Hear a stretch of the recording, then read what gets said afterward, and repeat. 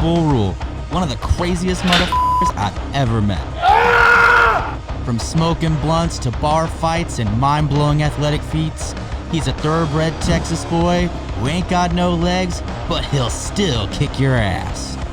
I'm here in Houston, Texas, and Pitbull's gonna take me through one of the toughest workouts I've ever done.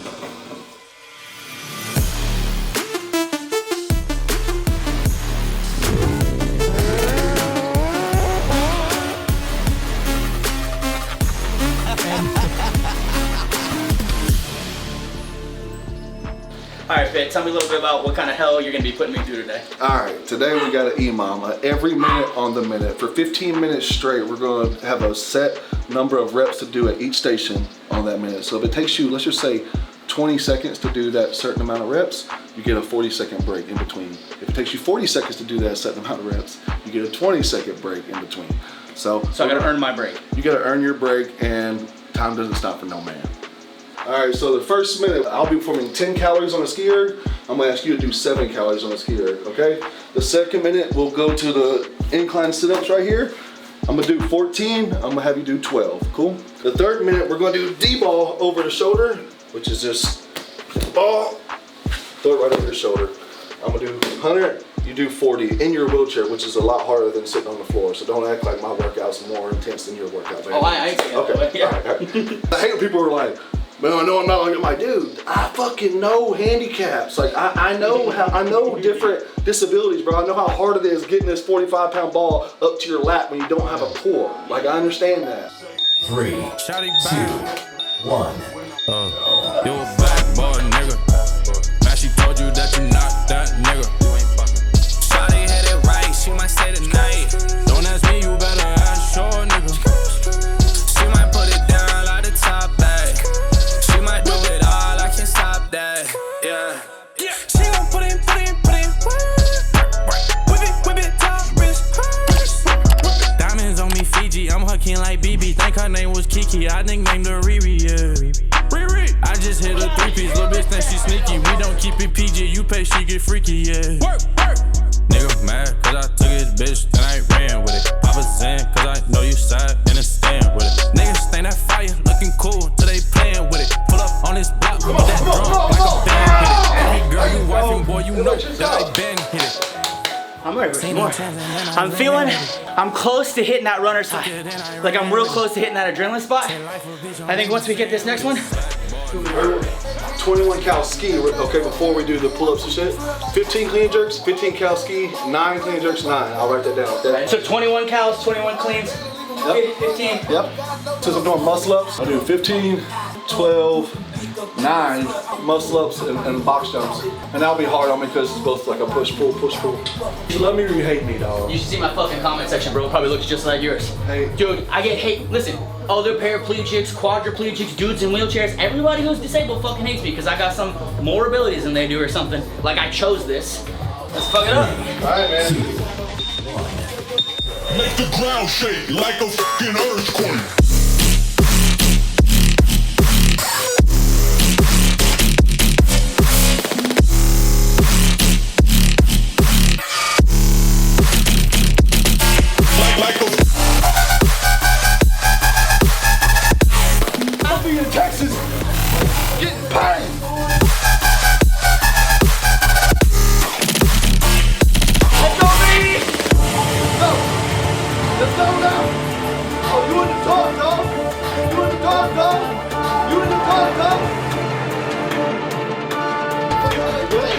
It's coming off now.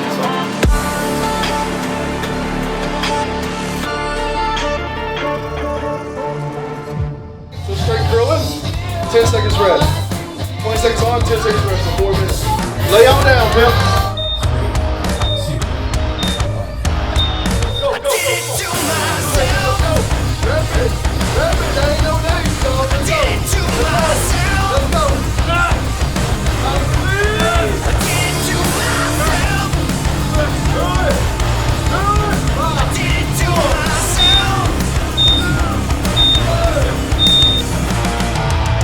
Fuck you, Pit. 2, Fuck you so much. 1. Go. I did it to myself. I did it to myself.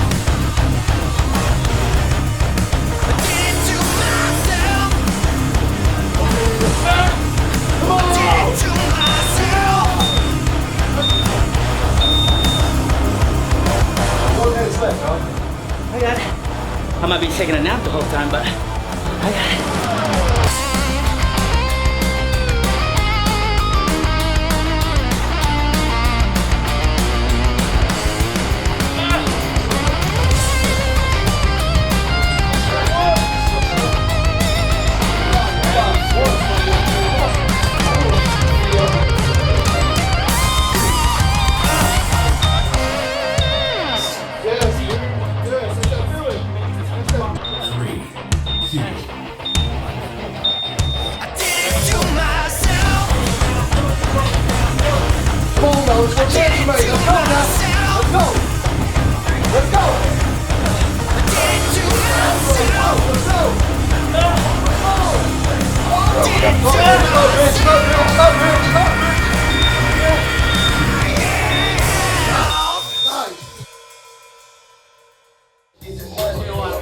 Water? I need water fast. Trying to concentrate on not throwing up, honestly. This is what happens when Pitt puts you through a workout and you think you're fit. If you think you're fit, you ain't fit. Shit. I forgot how to think. I don't even know how to think.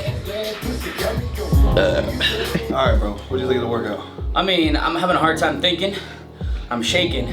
I feel my organs shutting down, like my liver's yelling at me like, bro, what you doing to me? Water. Man, I love that. I love that intensity though. I truly believe in like that in my workouts. Intensity, crank it through the roof, and then shorten up the sessions. And I've gotten great results like that. And obviously, it's a pretty good workout.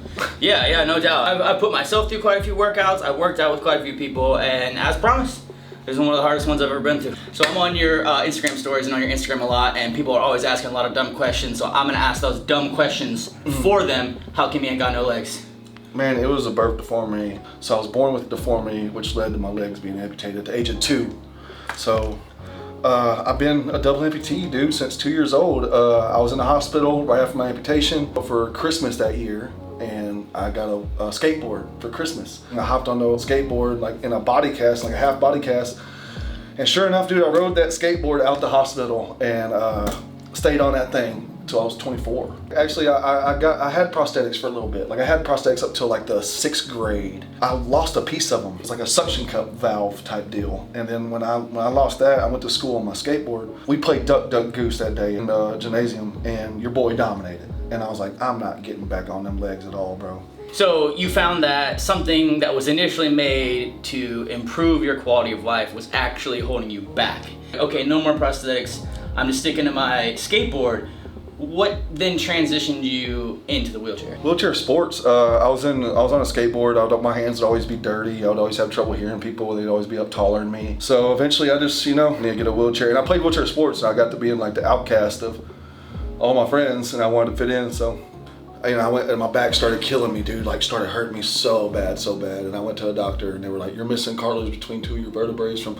There's no shock absorbent, dude. I was just no knees, no ankles, nothing. No, on a skateboard. Like I wasn't having. There's no shock absorbent on that. I was just tearing up my back, going off curbs, going off ramps, skating. I skated, so I tore my back up. And when I finally went to a doctor, he was like, "Man, I think you'd be better off with a wheelchair." At the time, dude, to be quite honest with you, dog, like I seen the wheelchair as like straight cripple. I thought that everybody would view me as a handicap if I got in a wheelchair. I felt that way too. Yeah. So, like that just meant that was the definition of a handicap to me, was a wheelchair.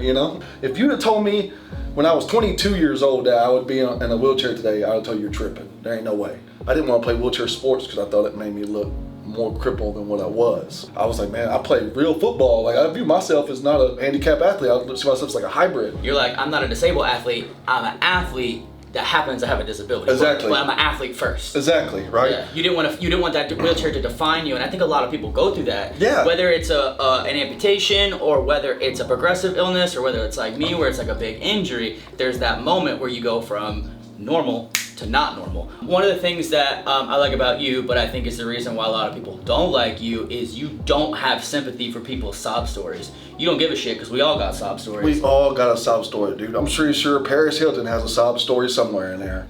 You know what I'm saying? Like, but nobody really gives, dude, how many people do you know just wants to hear your sad shit? You may come with this no sympathy attitude, but on the flip side of that, you're helping people. You're bringing adaptive athletes in here and you're training them. You're going out to hospitals and doing work. You're volunteering. You're getting involved in sports. Train the blinds. You may be cold, but you're not at all. You got a big warm heart. I got a big heart, but the only thing you really have is time. If I'm gonna give you my time, give me your effort, man. You know what I'm saying? Like, I don't half-ass programs, I don't half-ass workouts. Like, I try to be engaged as much as I can.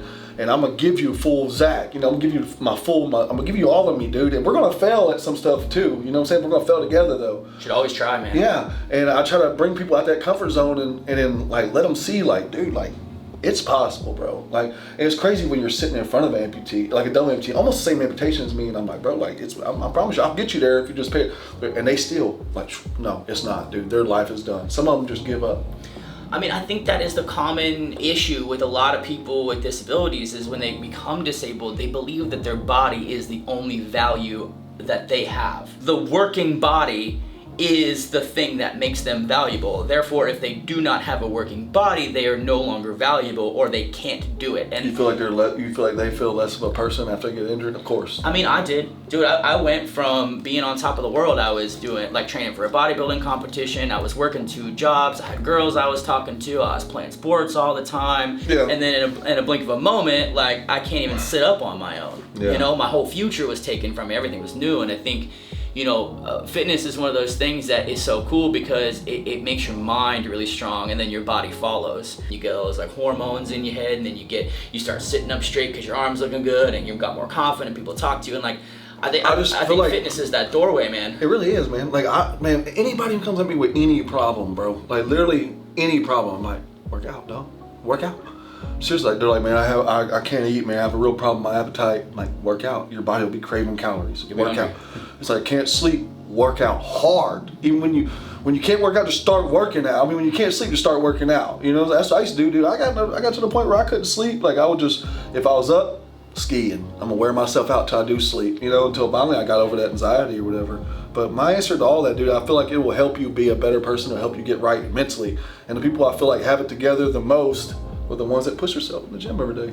What is something that you feel like is a big part of you that maybe they don't get or they don't understand or maybe they judge you for? The street fight video, the viral video. Everybody's like, I mean, I feel like people got a bad taste in their mouth from it, but I mean, I just don't see that as like a big deal, bro. It's just a fight. Like, I'm sorry, and I know people are like, nobody wins, but I won.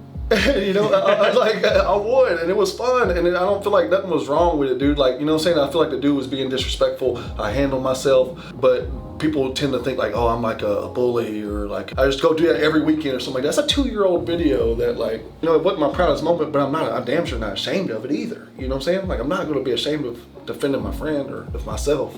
But I feel like people got a lot of hate in their heart for that video, and I guess I'm a cocky dude, you know what I'm saying? Like, I feel like a lot of people hate cockiness, and I'm going to be 100% me. So some people get caught up in comparing.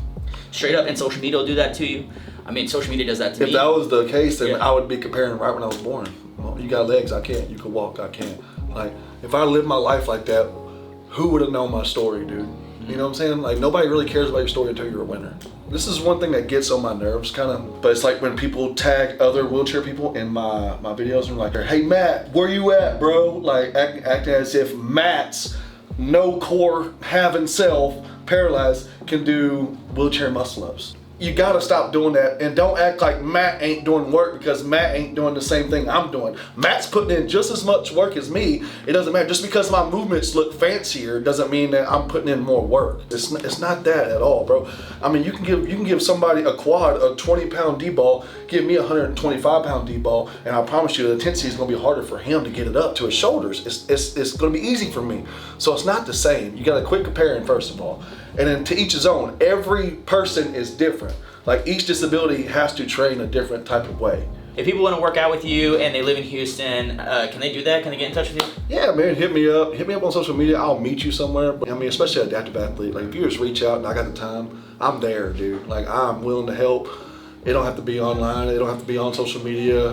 If you just want to work out and, like, you know, get your confidence up a little bit, reach out to me, and I'll definitely come out and help you any way I can, man. I do it a lot on a down low, so don't feel like you're alone in the mix. If you are going through it, reach out to me. All right, thanks Pitt, appreciate you. Thanks for letting us come out and work out. We just talked for like 25 minutes straight. If you want the full interview, jump on our Patreon, link down below. If you join at any tier, you're gonna get the full interview. Be sure to like, comment, and subscribe, and appreciate you guys for coming along. Thanks for watching. We'll see you in the next one.